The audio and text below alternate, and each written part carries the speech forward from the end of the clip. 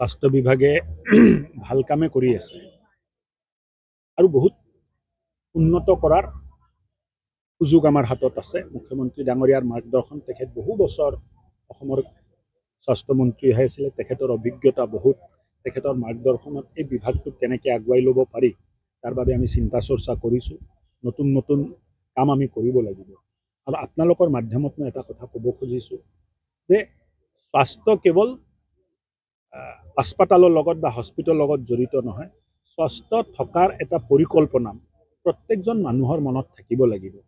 আজি আমি এক্সাৰচাইজ নকৰোঁ, যোগা নকৰোঁ, প্ৰণায়াম নকৰোঁ, চব প্ৰিভেণ্টিভ হেল্থ কেয়াৰ যাক কোৱা হয়, যে বেমাৰ নোহোৱাৰ কাৰণে যি কৰিব লাগে এই ব্যৱস্থাবোৰো ৰাইজে হাতত ল'ব লাগিব। তাৰ কাৰণে আয়ুষ বিভাগ, যোগা বিভাগ যি আছে, স্কুলে স্কুলে যোগা, কলেজে কলেজে যোগা, অলপ আৱেৰনেছ, ৰাইজক বুজোৱা, ৰাইজৰ লগত সংবাদ কৰা যে নিজে স্বাস্থ্য হৈ থকাৰ কাৰণে যিখিনি প্ৰয়োজন এই কামখিনি আমি কেনেকৈ কৰিব পাৰোঁ তাৰ ব্যৱস্থা হাতত ল'ব লাগে। ব্যক্তিগত খণ্ড চিকিৎসা নিয়ন্ত্ৰণটো কেনেকৈ কৰিব?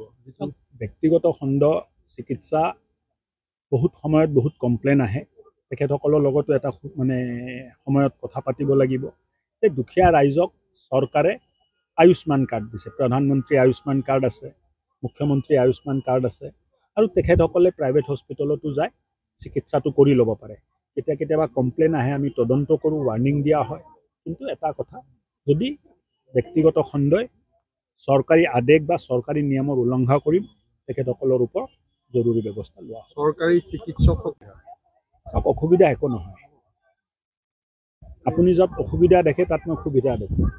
আজি চিকিৎসকসকলে, আপুনি যে কৈছে চিকিৎসকসকলে ভালকৈ কাম নকৰে বা ব্যক্তিগত খণ্ডত কাম কৰে, ক'ভিডৰ সময়ত চিকিৎসকসকলে নিজৰ মৃত্যুৰ ভয় নকৰি ৰাইজক কিন্তু ক'ভিডৰ পৰা মুক্তি দিয়াৰ কাৰণে দিনে ৰাতি কাম কৰিলে, কষ্ট কৰিলে।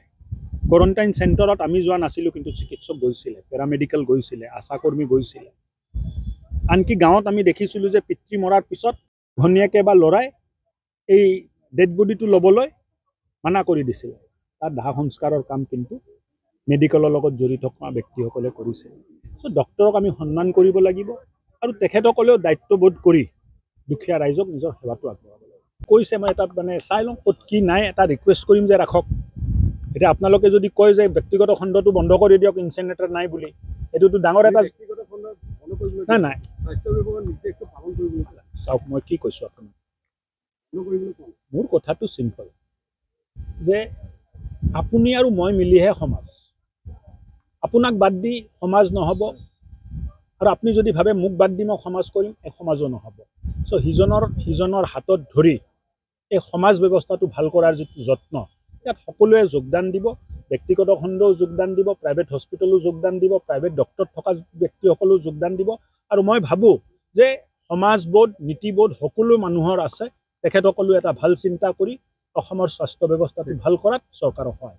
যিকোনো খবৰৰ বাবে যোগাযোগ কৰক 7099017330 লগতে 7099017110 নম্বৰত।